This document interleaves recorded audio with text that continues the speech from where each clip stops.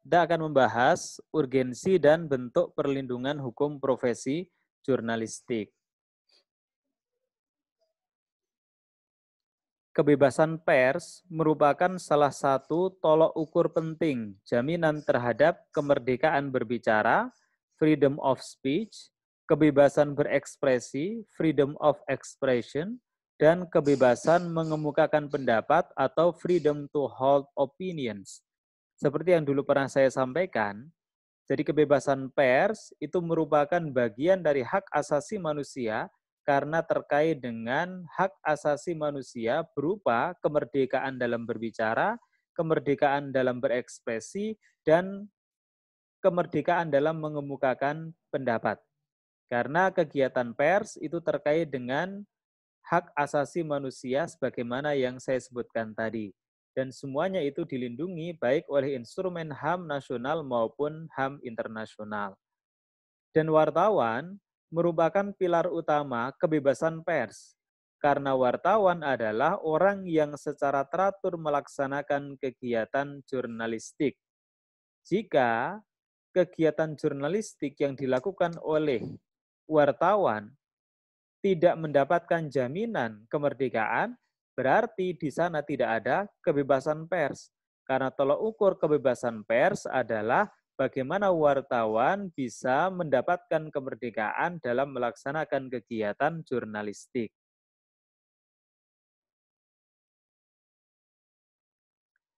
Sekarang kita masuk ke bentuk perlindungan hukum profesi jurnalistik. Pasal 8 ayat 2 Undang-Undang Nomor 40 Tahun 1999 tentang pers menyebutkan bahwa dalam melaksanakan profesinya, wartawan mendapatkan perlindungan hukum. Jadi jelas, Undang-Undang Pers sendiri juga menjamin perlindungan hukum terhadap wartawan dalam melaksanakan profesinya.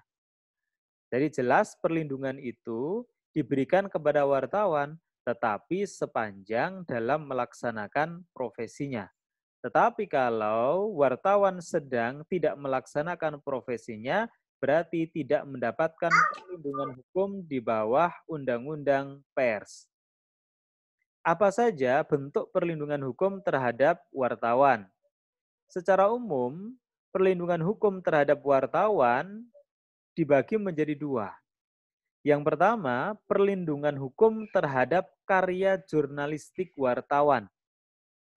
Kemudian yang kedua, perlindungan hukum terhadap diri wartawan sendiri. Jadi perlindungan hukum yang dimaksud adalah perlindungan terhadap karya wartawan dan perlindungan hukum terhadap diri wartawannya.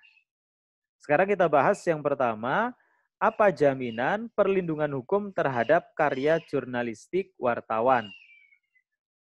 Sebagaimana yang kemarin saya sampaikan, dan saya ulang berkali-kali, bahwa Undang-Undang Pers sudah tegas menyatakan tidak boleh dikenakan penyensoran, pemberedelan, atau pelarangan penyiaran. Ini merupakan bentuk perlindungan hukum terhadap karya jurnalistik wartawan. Karena wartawan ketika telah melakukan kegiatan jurnalistik, maka karyanya mendapatkan jaminan untuk tidak disensor. Karyanya mendapatkan jaminan untuk tidak dibredel. Karyanya mendapatkan jaminan untuk dilarang di dalam penyiaran. Apa itu penyensoran? Saya ulang kembali. Penyensoran adalah penghapusan secara paksa, baik sebagian atau seluruh materi informasi yang akan diterbitkan atau disiarkan, atau tindakan teguran atau peringatan yang bersifat mengancam dari pihak manapun dan atau kewajiban melapor serta memperoleh izin dari pihak berwajib dalam pelaksanaan kegiatan jurnalistik. Jadi dalam melakukan kegiatan jurnalistik pun tidak boleh diwajibkan untuk mendapatkan izin dari pihak yang berwajib. Asalkan sesuai dengan kode etik jurnalistik, maka seorang wartawan yang melakukan kegiatan jurnalistik akan mendapatkan jaminan perlindungan hukum. Kemudian tidak boleh juga ada teguran atau peringatan yang sifatnya intimidatif, pengancaman dari pihak manapun terkait dengan publikasi hasil kegiatan jurnalistik yang dilakukan oleh wartawan. Oleh karenanya maka seorang wartawan yang telah melakukan kegiatan jurnalistik, karyanya mendapatkan perlindungan dari tindakan penyensoran.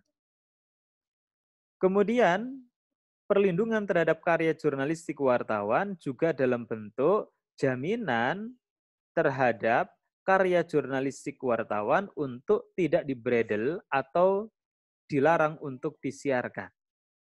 Apa itu pembredelan atau pelarangan penyiaran? Yaitu penghentian penerbitan dan peredaran atau penyiaran secara paksa atau melawan hukum. Jadi baik penyensoran maupun pembredelan atau pelarangan penyiaran ini sudah lazim terjadi pada masa Orde Baru. Jadi kalau ada karya jurnalistik wartawan yang membahayakan kekuasaannya pasti akan disensor, pasti akan dibredel, pasti akan dilarang untuk disiarkan. Itu salah satu kunci kenapa rezim pemerintahan Orde Baru bisa mempertahankan kekuasaannya sampai 32 tahun. Kenapa? Karena tidak boleh ada karya jurnalistik yang beredar jika karya jurnalistik tersebut membahayakan kekuasaan pemerintah Orde Baru. Nah, makanya setelah masa reformasi keluarlah Undang-Undang Pers yang secara tegas melarang adanya penyensoran, pembredelan, atau pelarangan penyiaran untuk menjamin kemerdekaan pers, untuk menjamin kemerdekaan bagi wartawan untuk melaksanakan kegiatan jurnalistik. Kemudian yang kedua, perlindungan terhadap diri wartawan. Perlindungan terhadap diri wartawan ini sudah ada dalam beberapa ketentuan. Yang pertama, tentu seorang wartawan juga mendapatkan perlindungan melalui Undang-Undang Hukum Pidana yang berlaku umum, yaitu KUHP. Misalnya wartawan yang ketika melaksanakan kegiatan jurnalistik menjadi korban pembunuhan, menjadi korban penganiayaan, menjadi korban pengeroyokan, maka bentuk perlindungannya adalah dengan cara mempidana atau menjatuhkan pidana kepada pelaku yang mengakibatkan wartawan sebagai korban ketika melaksanakan kegiatan jurnalistik. Jadi tetap mengacu kepada General Rules Hukum Pidana yaitu KUHP. Kemudian ada juga ketentuan perlindungan terhadap diri wartawan yang diatur dalam Undang-Undang Pers. Nanti kita akan bahas secara tersendiri. Apa saja yang diatur di dalam Undang-Undang Pers yang menyangkut perbuatan pidana. Memang tidak banyak ancaman pidana di dalam Undang-Undang Pers. Kemudian ada juga Peraturan Dewan Pers nomor 5 tahun 2008 tentang standar perlindungan profesi wartawan. Dan ada juga Peraturan Dewan Pers nomor 1 tahun 2013 tentang pedoman penanganan kasus kekerasan terhadap wartawan. Jadi paling tidak beberapa ketentuan ini merupakan instrumen untuk memberikan perlindungan terhadap diri wartawan dalam melaksanakan kegiatan jurnalistik. Nah, sekarang yang akan kita bahas adalah dua peraturan Dewan Pers tentang standar perlindungan profesi wartawan dan pedoman penanganan kasus kekerasan terhadap wartawan. Yang pertama, Peraturan Dewan Pers nomor 5 tahun 2008 tentang standar perlindungan profesi wartawan. Saya hanya akan menyampaikan beberapa substansi penting saja yang ada di dalam Peraturan Dewan Pers tersebut. Nanti secara lebih detail Anda bisa download di internet kemudian membacanya sendiri. Beberapa poin yang akan saya sampaikan, misalnya wartawan yang ditugaskan khusus di wilayah berbahaya dan atau konflik wajib dilengkapi surat penugasan, wajib dilengkapi peralatan keselamatan yang memenuhi syarat, wajib dilengkapi asuransi, wajib dilengkapi pengetahuan, keterampilan dari perusahaan pers yang berkaitan dengan kepentingan penugasannya. Misalnya seorang wartawan dikirim oleh perusahaan pers untuk meliput kejadian di wilayah konflik. Maka harus ada surat penugasan, harus diberikan alat keselamatan yang memadai, harus diberikan jaminan asuransi, harus diberikan pengetahuan, keterampilan bagaimana ketika dia berada di wilayah konflik, paling tidak untuk bisa menyelamatkan dirinya.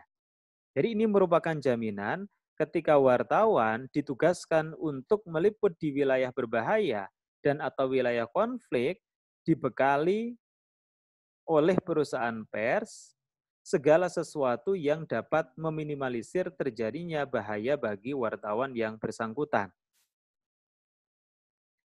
Kemudian dalam penugasan jurnalistik di wilayah konflik bersenjata, wartawan yang telah menunjukkan identitas sebagai wartawan dan tidak menggunakan identitas pihak yang bertikai, ya kecuali wartawan juga menggunakan identitas pihak yang bertikai di dalam konflik bersenjata, maka wajar kalau dia menjadi target dari pihak lawan. Nah, makanya yang dilindungi adalah wartawan yang menunjukkan identitas sebagai wartawan dan dia tidak menggunakan identitas pihak yang berkait. Maka wajib diperlakukan sebagai pihak yang netral dan diberikan perlindungan hukum sehingga dilarang diintimidasi, disandra, disiksa, dianiaya, apalagi dibunuh. Jadi senjata ampuh seorang jurnalis atau wartawan ketika meliput di wilayah konflik bersenjata adalah identitas sebagai wartawan. Jadi identitas ini memang selalu dibawa mestinya oleh wartawan ketika melaksanakan kegiatan jurnalistik. Karena ketika di wilayah konflik bersenjata, yang menjadikan wartawan mendapatkan perlindungan hukum jika wartawan itu menunjukkan identitas sebagai wartawan. Sebab kalau tidak, wajar kalau ada pihak yang berkonflik mengira wartawan itu merupakan bagian dari lawan di dalam konflik bersenjata tersebut. Maka ancaman bahaya itu akan terjadi. Tapi kalau sudah menunjukkan identitas sebagai wartawan, wajib semua pihak yang berkonflik memberikan perlakuan yang baik. Ya, kemudian dalam perkara yang menyangkut karya jurnalistik, perusahaan pers diwakili oleh penanggung jawabnya. Jadi pasti di dalam sebuah perusahaan pers ada penanggung jawab yang menyangkut karya jurnalistik. Nah, dalam kesaksian perkara yang menyangkut karya jurnalistik, penanggung jawabnya hanya dapat ditanya mengenai berita yang telah dipublikasikan. Jadi yang bisa diperkarakan terkait dengan karya jurnalistik adalah karya jurnalistik yang telah dipublikasikan. Jika ada karya jurnalistik yang belum dipublikasikan, maka tidak bisa diperkarakan. Jadi yang bisa diperkarakan adalah karya jurnalistik yang telah dipublikasikan. Nggak bisa wartawan misalnya menyimpan file, kemudian file itu dicuri oleh orang, akhirnya file itu sampai kepada pihak yang merasa dirugikan nama baiknya. Maka nggak bisa diperkarakan. Kenapa? Karena itu belum dipublikasikan. Nah, dan wartawan ketika sudah menyangkut perkara karya jurnalistik dapat menggunakan hak tolak untuk melindungi sumber informasi. Jadi wartawan bisa kekeh untuk menggunakan hak tolak, tidak memberikan informasi kepada narasumber di dalam karya jurnalistiknya, sekalipun untuk kepentingan hukum. Pemilik atau manajemen perusahaan pers dilarang memaksa wartawan untuk membuat berita yang melanggar kode etik jurnalistik dan atau hukum yang berlaku. Seperti kemarin yang saya contohkan, beberapa perusahaan pers dimiliki oleh orang-orang yang terlibat di dalam politik praktis. Maka rawan sekali perusahaan pers itu dijadikan sebagai ajang untuk mencari popularitas. Ya, ketika wartawan diminta oleh perusahaan pers, terutama oleh pimpinan perusahaan pers, untuk memberitakan sebuah peristiwa yang melanggar kode etik, misalnya memberitakan peristiwa secara tidak berimbang, itu melanggar kode etik. Atau memberitakan peristiwa yang melanggar prinsip atau asas praduga tidak bersalah, karena itu menyangkut lawan politik dari pemilik perusahaan pers misalnya. Maka itu tidak bisa dilakukan oleh perusahaan pers. Jadi wartawan independensinya terlindungi secara hukum, bahkan dari intervensi dari pemilik perusahaan pers. Cuma seperti yang kemarin saya sampaikan, terkadang wartawan tidak punya pilihan karena dalam posisi yang lemah, karena dia dipekerjakan oleh perusahaan pers dan mendapatkan gaji dari perusahaan pers. Maka secara tidak langsung dia pun juga merasa tertekan ketika pemilik perusahaan pers meminta untuk memberitakan suatu informasi tertentu yang melanggar kode etik jurnalistik. Ya, kemudian itu terkait dengan prinsip. Nah, kemudian kita masuk ke Peraturan Dewan Pers nomor 1 tentang pedoman penanganan kasus kekerasan terhadap wartawan. Jadi wartawan di Indonesia itu seringkali menjadi korban kekerasan. Untuk itu Dewan Pers mengeluarkan peraturan yang isinya menyangkut pedoman penanganan kasus kekerasan terhadap wartawan.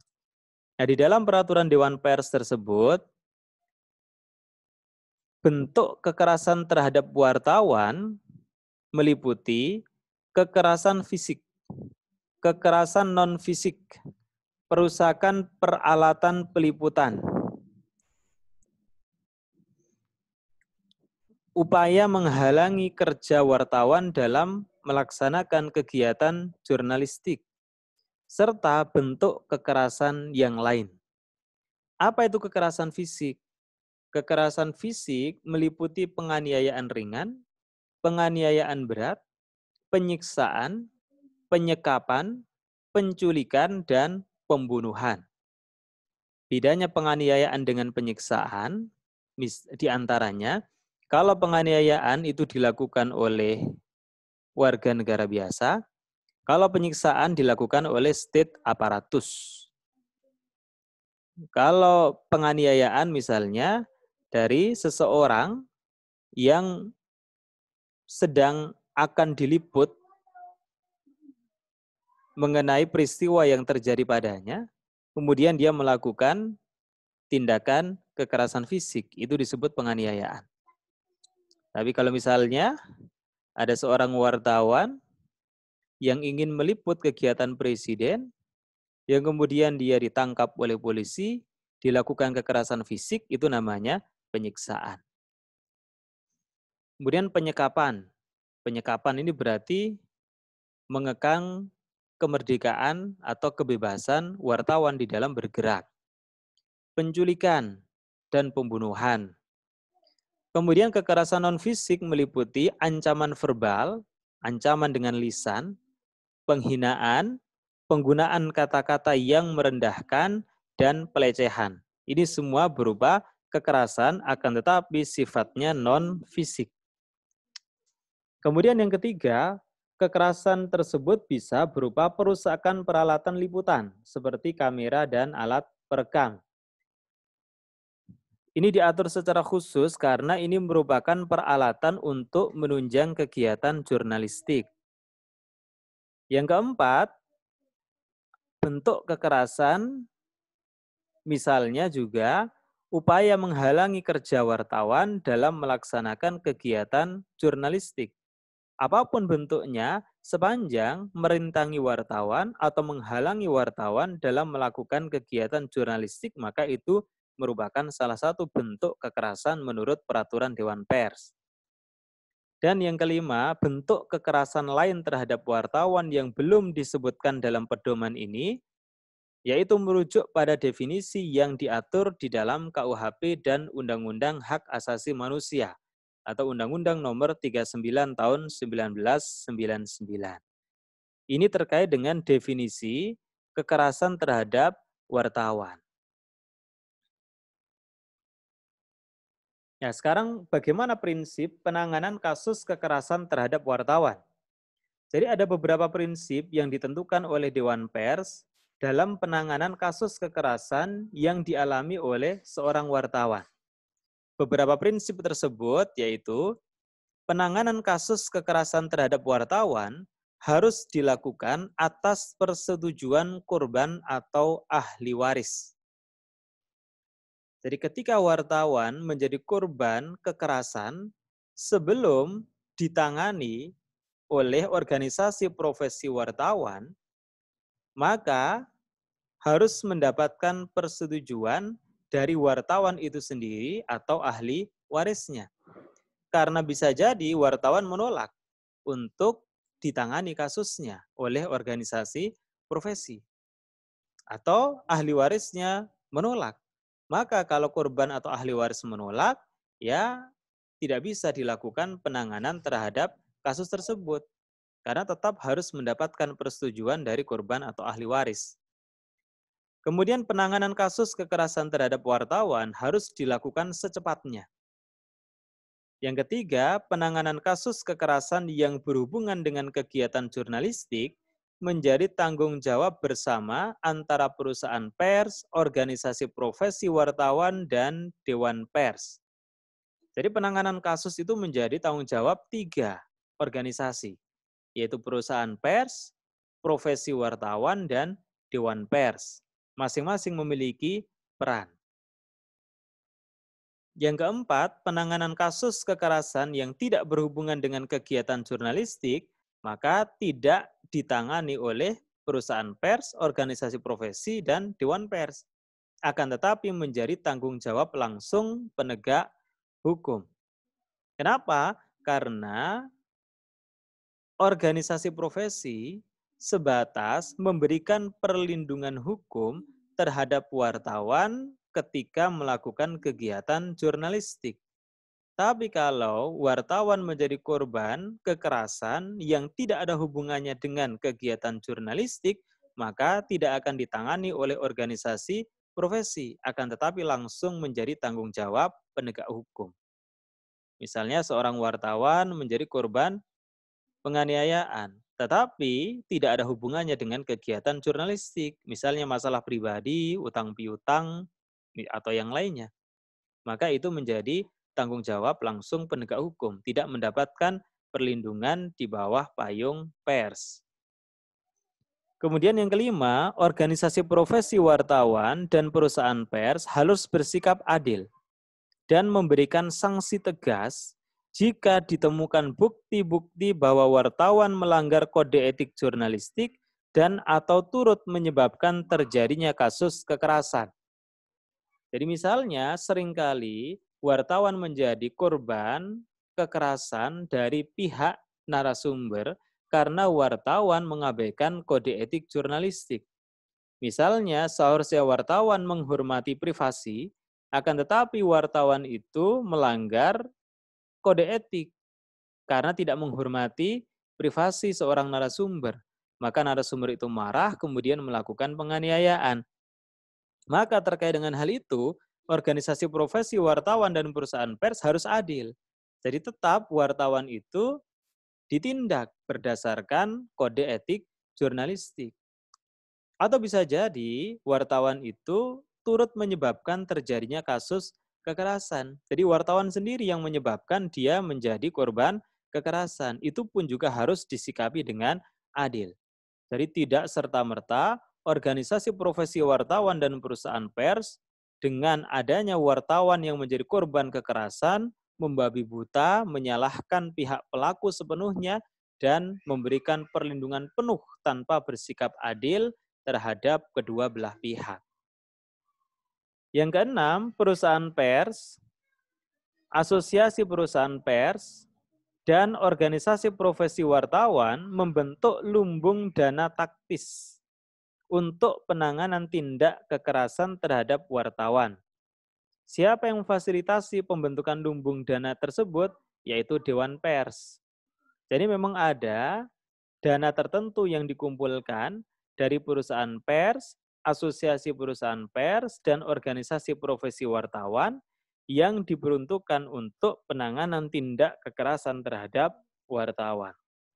Karena itu memang salah satu bentuk perlindungan terhadap wartawan dalam melaksanakan kegiatan jurnalistik. Yang ketujuh, media massa perlu menghindari pemberitaan kasus kekerasan terhadap wartawan yang dapat menghambat penanganan masalah termasuk mempersulit evakuasi dan perlindungan korban. Jadi, media massa tetap harus mengutamakan penanganan masalah yang menjadikan wartawan sebagai korbannya dibanding dengan melakukan kegiatan jurnalistik dari kejadian itu. Jadi kalau ada satu sisi seorang wartawan memerlukan informasi terkait dengan kekerasan yang menimpa seorang wartawan, kemudian sisi yang lain ketika dia mendapatkan informasi tersebut ternyata mempersulit evakuasi dan perlindungan korban, maka dia harus mengutamakan untuk mempermudah evakuasi dan perlindungan korban dibanding untuk melaksanakan kegiatan jurnalistik. Ya, sekarang kita lanjut ke langkah penanganan. Bagaimana langkah penanganan terhadap kasus yang menimpa seorang wartawan, khususnya kasus kekerasan? Jadi sudah ada pedoman bagaimana langkah penanganannya. Tahap pertama yaitu pengumpulan informasi. Berupa membuat kronologi, menentukan pihak-pihak yang terlibat, baik korban dan pelaku maupun saksi mata, serta mengumpulkan bukti-bukti. Ini tahap pengumpulan informasi. Setelah itu, informasi tersebut diverifikasi untuk menentukan kasus kekerasan yang terjadi ada hubungan dengan kegiatan jurnalistik atau tidak. Kemudian juga untuk menentukan wartawan tersebut menjadi korban kekerasan secara murni atau wartawan tersebut juga memiliki kontribusi atau andil terhadap terjadinya kekerasan itu. Karena bisa jadi wartawan sendiri yang mancing-mancing sehingga dia menjadi korban kekerasan. Ini perlu dipetakan, diverifikasi. Ya kalau kasus kekerasan yang terjadi tidak berhubungan dengan kegiatan jurnalistik, maka sepenuhnya menjadi tanggung jawab aparat penegak hukum. Kemudian, kalau wartawan tidak murni menjadi korban, tetapi juga punya kontribusi pada terjadinya kekerasan, maka organisasi pers juga harus bersikap adil. Kalau wartawan menjadi korban kekerasan karena wartawan tersebut melanggar kode etik, ya berarti harus adil. Tadi seperti yang saya sampaikan, wartawan itu harus diproses karena dugaan pelanggaran kode etik. Kemudian langkah berikutnya setelah verifikasi, yaitu melakukan identifikasi terhadap keperluan korban. Bagaimana kondisi kesehatannya, apa yang dia perlukan. Bagaimana soal keselamatannya, mungkin ketika dia berada di rumah akan mendapatkan ancaman dari pihak tertentu, sehingga perlu ada perlindungan. Dan kemungkinan melakukan evakuasi terhadap korban atau keluarganya. Jadi korban kalau berada di rumah, ternyata bisa berpotensi mendapatkan ancaman dari pihak tertentu, beserta dengan keluarganya, maka ada kemungkinan akan dilakukan evakuasi ke tempat yang lebih aman. Kemudian yang keempat, setelah dilakukan identifikasi terhadap keperluan korban, dilakukan pengambilan kesimpulan dan rekomendasi. Apa bentuk rekomendasinya? Akan dilanjutkan atau diselesaikan dengan langkah litigasi atau non-litigasi. Mau dilanjutkan ke langkah hukum melalui pengadilan atau non-litigasi, diselesaikan secara perdamaian. Karena bisa jadi perkara tersebut bisa diselesaikan antara pelaku dengan korban di luar pengadilan. Ya, kemudian yang kelima, langkah berikutnya adalah koordinasi baik tingkat lokal maupun tingkat nasional yang melibatkan organisasi profesi, media tempat wartawan bekerja, dewan pers, kepolisian, LSM media atau LSM hak asasi manusia. Dan langkah yang berikutnya, pengumpulan dana untuk penanganan jika memang diperlukan. Jadi misalnya seorang wartawan memerlukan perawatan kesehatan, memerlukan tempat baru untuk dilakukan evakuasi, maka kalau itu diperlukan akan dilakukan pengumpulan dana. Nah, sebagai catatan, proses evakuasi korban atau keluarganya harus didahulukan dalam penanganan kasus kekerasan terhadap wartawan jika memang kondisi mengharuskan demikian. Jadi, tetap diutamakan menyangkut keselamatan dari korban atau keluarganya. Yang berikutnya, bagaimana tanggung jawab para pihak, baik perusahaan pers, organisasi profesi wartawan, atau dewan pers. Ini terkait dengan pembagian tanggung jawab ketika seorang wartawan menjadi korban kekerasan. Ya, yang pertama, tanggung jawab perusahaan pers. Apa tanggung jawabnya? Menjadi pihak pertama yang segera memberikan perlindungan terhadap wartawan dan keluarga korban kekerasan, baik wartawan yang berstatus karyawan maupun non-karyawan. Apa tanggung jawab perusahaan pers tersebut? Pertama, menanggung biaya pengobatan, evakuasi, dan pencarian fakta. Karena ini adalah keperluan yang mendesak, yang tidak dapat ditunda. Apalagi menyangkut pengobatan, evakuasi, dan pencarian fakta yang harus cepat dilakukan. Maka pihak yang bertanggung jawab untuk menanggung biayanya adalah perusahaan pers. Dan tidak boleh membedakan apakah wartawan tersebut berstatus sebagai karyawan maupun non-karyawan. Jadi sepanjang wartawan tersebut bekerja untuk perusahaan pers tersebut, maka status karyawan ataupun non-karyawan tidak boleh dipersoalkan. Yang kedua, bentuk tanggung jawab perusahaan pers yaitu berkoordinasi dengan organisasi profesi wartawan, dewan pers, dan penegak hukum. Dan yang ketiga, bertanggung jawab untuk memberikan pendampingan hukum. Karena bagaimanapun, wartawan itu bekerja untuk perusahaan pers. Maka pihak pertama yang harus segera memberikan perlindungan adalah perusahaan pers.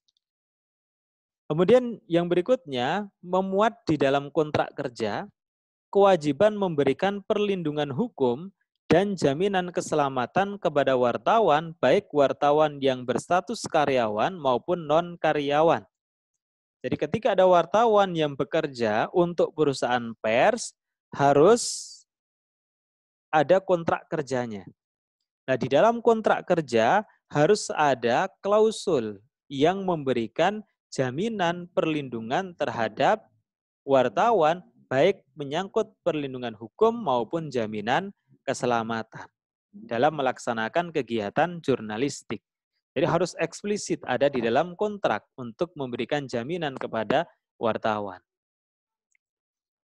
Kemudian menghindari tindakan memaksa wartawan atau ahli warisnya untuk melakukan perdamaian dengan pelaku kekerasan ataupun untuk meneruskan kasus. Karena bisa jadi perusahaan pers pertimbangannya adalah untung ruginya secara finansial. Ini kalau damai kayaknya saya lebih untung ini. Ini kalau lanjut ke pengadilan saya lebih untung nih. Udahlah, saya paksa saja wartawan atau ahli warisnya untuk mengambil langkah tertentu dalam menyelesaikan persoalan tersebut. Maka nggak boleh. Karena untuk meneruskan kasusnya atau tidak karena hukum itu diserahkan kepada wartawan atau ahli warisnya. Sehingga perusahaan pers tidak boleh memaksa untuk mengambil bentuk penyelesaian tertentu. Kemudian yang terakhir, menghindari perdamaian atau kesepakatan tertentu dengan pelaku kekerasan tanpa melibatkan wartawan korban kekerasan atau ahli warisnya. Jadi nggak boleh penyelesaian damai atau kesepakatan dengan pelaku kekerasan kok tidak melibatkan wartawan yang menjadi korban atau ahli warisnya. Jadi tetap ketika ada perdamaian atau kesepakatan harus berdasarkan persetujuan dari wartawan yang menjadi korban atau ahli warisnya. Nah, jadi tetap keputusan itu ada di tangan wartawan atau ahli warisnya. Nah, sekarang yang berikutnya, tanggung jawab organisasi profesi wartawan. Kalau tadi tanggung jawab perusahaan pers, ini organisasi profesi wartawan. Pertama, melakukan pendampingan terhadap wartawan dan keluarga yang menjadi korban kekerasan, termasuk ketika kasus kekerasan telah memasuki proses hukum. Tadi sudah saya sampaikan bahwa pendampingan hukum terhadap wartawan dan keluarga yang menjadi korban kekerasan itu menjadi tanggung jawab organisasi profesi wartawan. Sekalipun tetap harus berkoordinasi dengan perusahaan pers dan dewan pers. Yang kedua, mengambil peran lebih besar dan bertindak proaktif untuk melakukan advokasi terhadap wartawan korban kekerasan atau keluarganya bagi pengurus organisasi di tingkat lokal. Jadi memang yang bertanggung jawab melakukan advokasi adalah pengurus organisasi di tingkat lokal.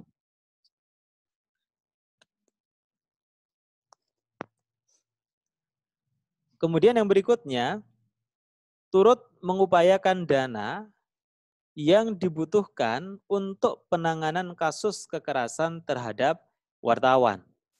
Jadi misalnya tadi melakukan galang dana atau yang lainnya, itu juga menjadi tanggung jawab organisasi profesi wartawan, tapi hanya turut mengupayakan.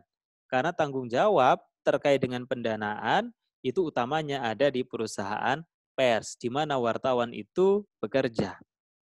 Kemudian yang keempat, tidak membuat pernyataan yang menyalahkan pihak tertentu atas terjadinya kekerasan terhadap wartawan sebelum melakukan proses pengumpulan dan verifikasi data. Jadi tetap sikap yang diambil oleh organisasi profesi wartawan harus terlebih dahulu melalui proses pengumpulan data dan verifikasi. Tidak langsung serta-merta mengambil keputusan memberikan perlindungan penuh terhadap wartawan dengan mengabaikan keadilan bagi pihak pelakunya. Ya, yang ketiga, tanggung jawab Dewan Pers. Apa tanggung jawab Dewan Pers terkait dengan perlindungan wartawan yang menjadi korban kekerasan? Yang pertama, mengordinasikan pelaksanaan pedoman penanganan kasus kekerasan terhadap wartawan ini dengan perusahaan pers dan organisasi profesi wartawan. Jadi menjembatani koordinasi antara perusahaan pers dengan organisasi profesi wartawan. Kemudian, mengingatkan tanggung jawab perusahaan pers dan organisasi profesi wartawan, seperti yang tadi sudah saya sampaikan. Turut mengupayakan dana yang dibutuhkan untuk menangani kasus kekerasan terhadap wartawan sampai proses hukum dinyatakan selesai. Jadi sama tanggung jawabnya dengan organisasi profesi wartawan, hanya turut mengupayakan. Karena terkait pendanaan, utamanya menjadi tanggung jawab perusahaan pers. Kemudian berkoordinasi dengan penegak hukum untuk melakukan langkah-langkah penanganan yang dibutuhkan untuk melindungi wartawan korban kekerasan atau keluarganya, serta memastikan penegak hukum memproses pelaku kekerasan dan bukti-bukti tindak kekerasan. Jadi koordinasi dengan penegak hukum itu dilakukan melalui Dewan Pers. Yang kelima, bersama perusahaan pers dan organisasi profesi wartawan, mengawal proses hukum kasus kekerasan terhadap wartawan dan mengambil langkah-langkah yang dibutuhkan untuk mempercepat prosesnya. Ini tanggung jawab Dewan Pers, di mana lebih pada aspek koordinasi dibanding dengan perusahaan pers dan organisasi profesi wartawan yang lebih cenderung kepada aspek teknis. Ya, sekarang yang terakhir. Setiap kasus kekerasan terhadap wartawan akan diselesaikan melalui litigasi atau melalui proses hukum di pengadilan. Kecekatan para penegak hukum amat penting untuk menghindari impunitas atau kekebalan hukum yang menyebabkan penyelesaian kasus kekerasan terhadap wartawan dan media pers terabaikan dalam waktu yang tidak menentu. Karena pengalaman-pengalaman di masa yang lalu, justru pihak yang melakukan kekerasan terhadap wartawan adalah state apparatus, aparatur negara. Maka dikhawatirkan ada impunitas, kekebalan hukum kepada mereka. Karena itulah maka dinyatakan secara eksplisit di dalam peraturan Dewan Pers bahwa penyelesaian kasus akan diselesaikan melalui litigasi dan aparat penegak hukum tidak boleh untuk memperlakukan pelaku secara tidak adil atau memberikan impunitas kekebalan hukum bagi pelakunya. Sebagaimana yang banyak terjadi pada masa Orde Baru. Kemudian penyelesaian non-litigasi atau di luar pengadilan dapat dilaksanakan jika benar-benar dikehendaki oleh korban, tanpa tekanan dari pihak manapun, termasuk dari perusahaan pers, organisasi profesi wartawan, dan Dewan Pers. Jadi keputusan untuk penyelesaian non-litigasi itu memang benar-benar murni harus dikehendaki oleh korban atau keluarganya atau ahli warisnya. Dan penyelesaian non-litigasi agar wartawan yang menjadi korban tidak dalam posisi inferior atau posisi yang lemah, maka tetap harus didampingi oleh perusahaan pers, organisasi profesi wartawan, dan Dewan Pers. Ini terkait dengan urgensi perlindungan terhadap profesi jurnalistik sekaligus bentuk-bentuk perlindungan hukumnya.